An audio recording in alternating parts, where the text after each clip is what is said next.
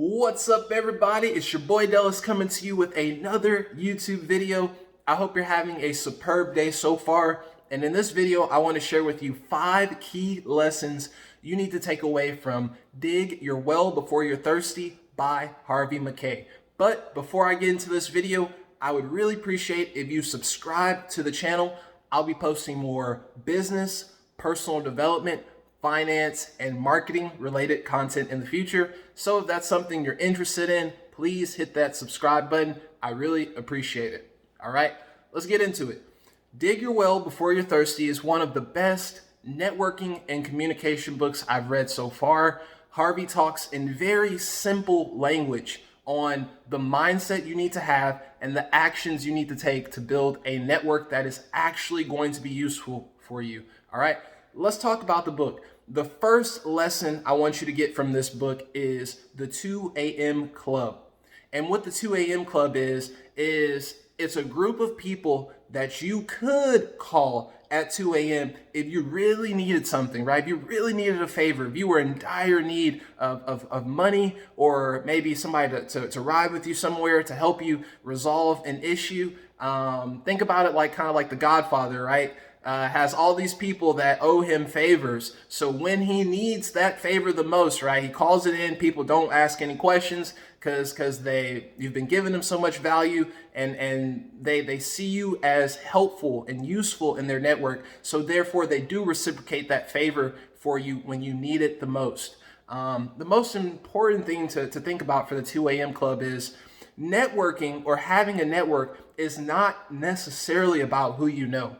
I think that it's more important, like not necessarily who you know, but more important to think about like the people you know, what they think about you, and also like how valuable you have been to them, right? These things actually determine like how useful your network is, because if they know you and they regard you as trustworthy, professional, person who gets things done, a person who is respectful and will reciprocate the favor if they ever give you something, then what will happen is as your relationship grows and nurtures over time, they will be able to support you in times where you need it the most. Okay, so just the important thing to remember is, just because you know people doesn't mean you actually have a network. You actually have to nurture the people in your circle and offer them value and offer them favors to a point where your network is actually something you can rely on.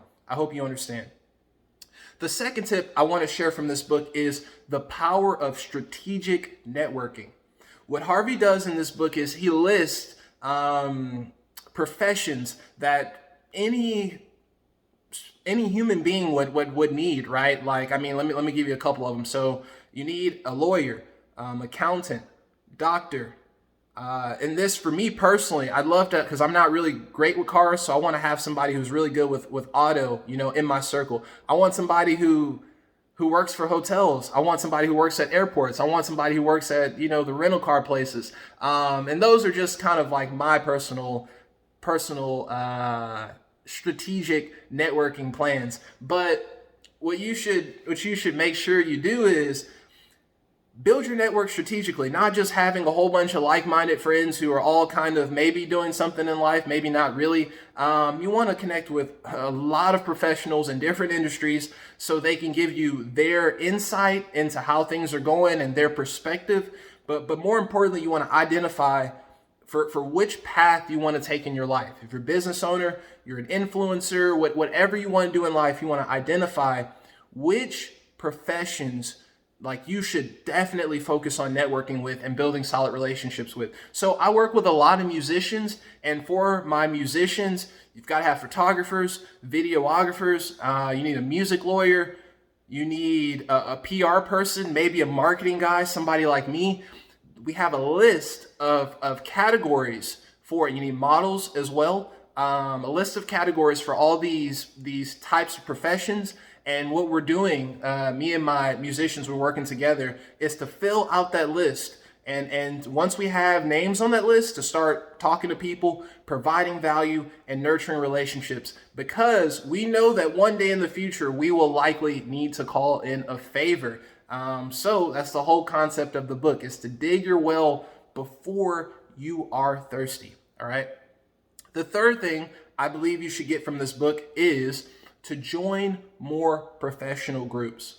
The first group that really helped me launch my career as a speaker, as an influencer, as a marketer was Toastmasters.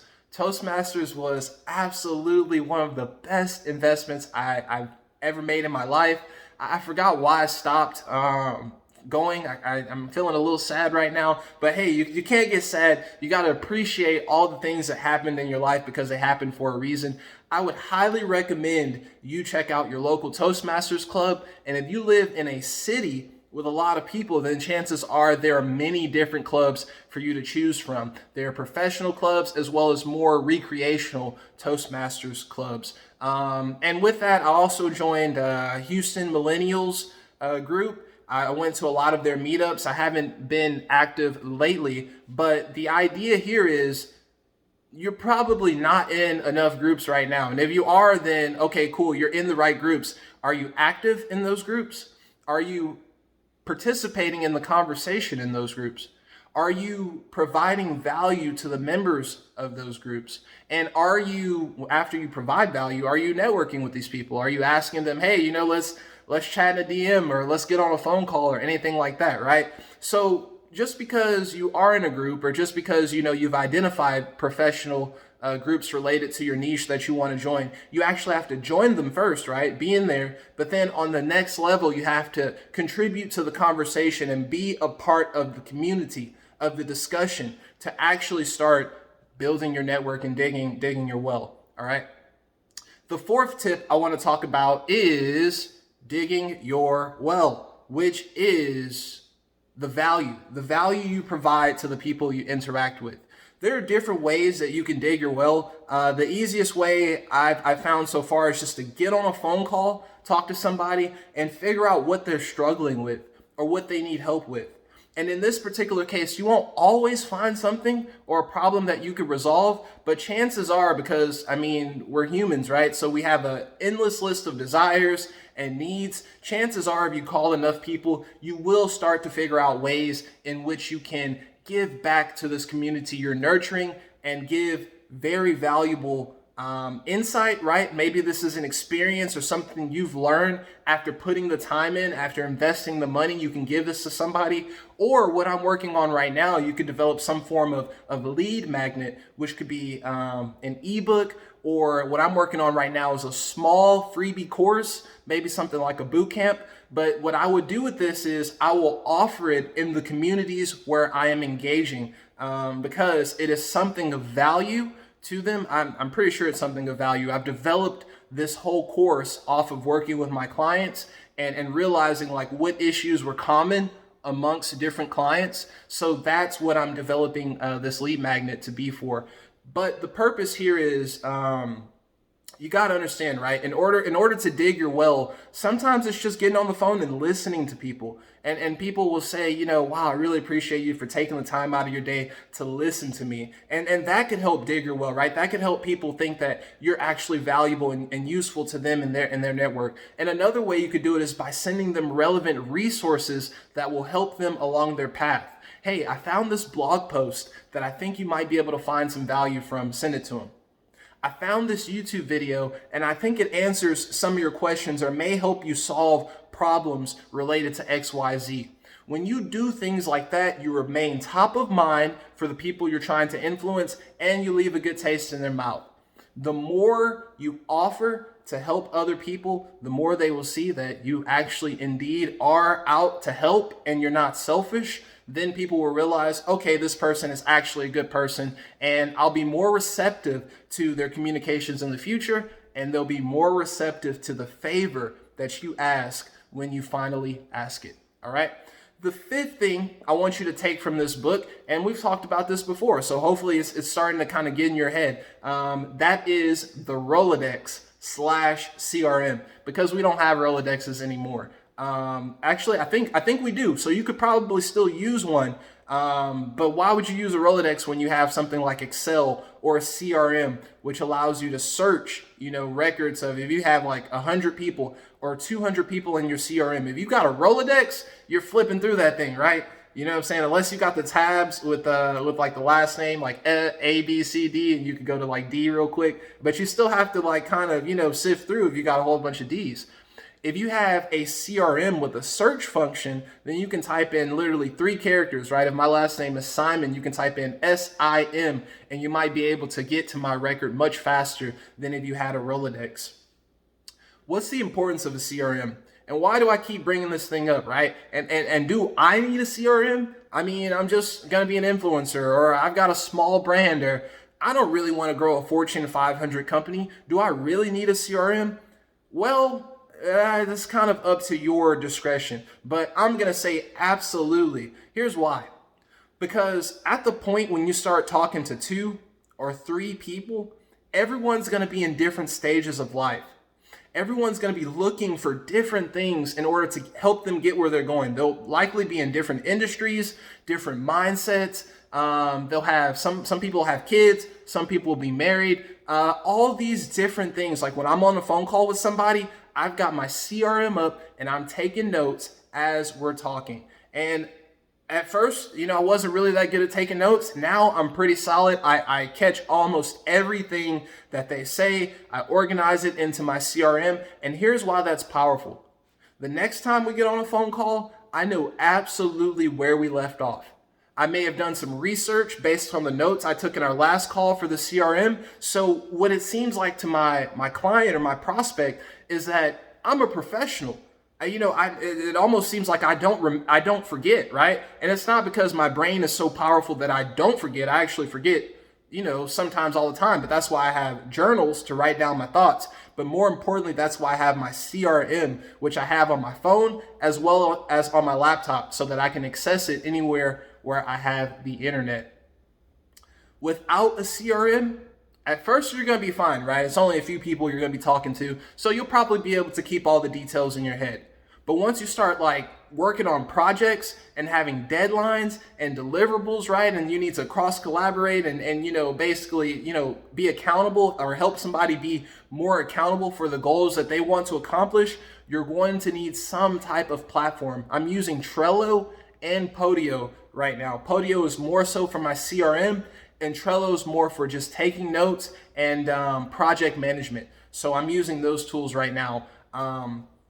I really hope you understand like why a CRM is important. The thing is, if you're growing a business, right, or if your goal, because you could do this for a brand as well, you could do this as an influencer as well. I feel like an influencer should also have a CRM. You're going to be talking to a lot of people, and you want to keep that information as organized as possible so that as you grow your network and grow your contacts from 50 to 100 to 200 people that you're talking to maybe you won't even talk to 200 people. That's a lot of people. Maybe you only need like 50 or 100 people to talk to on a regular basis. You still want to make sure that, when you're on that next call with them, you're not asking like, well, what did we talk about in the last call? And I don't really remember. Could you refresh my mind? It could take 10 or 15 minutes out of the call if you don't have your CRM set up. But when you get on that call, you have your CRM loaded and you're like, hey, where are we at with XYZ? I remember we had this loaded. The deadline was here, you know what I'm saying? Because that's what I was typing up in our original meeting. And what that feels like to them is they're like, oh, like you're on it. Okay, I see we're not going to waste any time. I see you take your time seriously. I see you are a professional.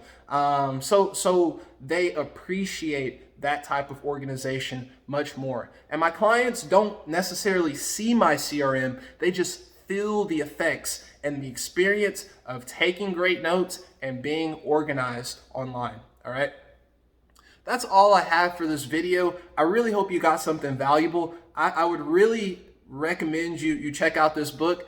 I'm really interested to see if anyone's going to say like, this was a waste of my time. This was a bad book. I highly doubt that you will say that. I've read this book twice now. I intend to read it in maybe like another month or so. And as soon as I started applying it, it changed everything, like the type of people I'm meeting, the idea of the 2 a.m. club. And I kind of have like this Godfather mentality now where I'm just doing favors and offering service. And I'm not always getting paid, you know what I'm saying, upfront or for this work, right? But I understand that I've got to dig my well, because there's a lot of things I'm coming up with in the future, like courses, books, coaching programs, stuff like that. And I want people to be receptive to it. And how are they going to be receptive if you haven't remained top of mind, if you haven't shown that you care about them and that you followed up with them, and if you haven't been giving value on a consistent basis to help them believe that maybe, you know, what you're offering or being a part of what you're working on could be helpful for them. All right. So with that being said, if you like this video, please give it a thumbs up. Also, comment what you think. I'd really appreciate it. Subscribe for more content like this. Hit that notification bell so you can get updates when I post in the future. And other than that, remember that your network is not necessarily who you know. Your network is who you know, what they think about you, and the services you've rendered to that network. That's when your network actually becomes something you can rely on in any situation. And the stronger you nurture and put forth energy into your network and really just show people that you care about them and you're here, you know, for them and you're here to help them, then they will reciprocate the favor. That's all I have for this video. Have a wonderful day. Let me know what you think. I will be back with more. Peace.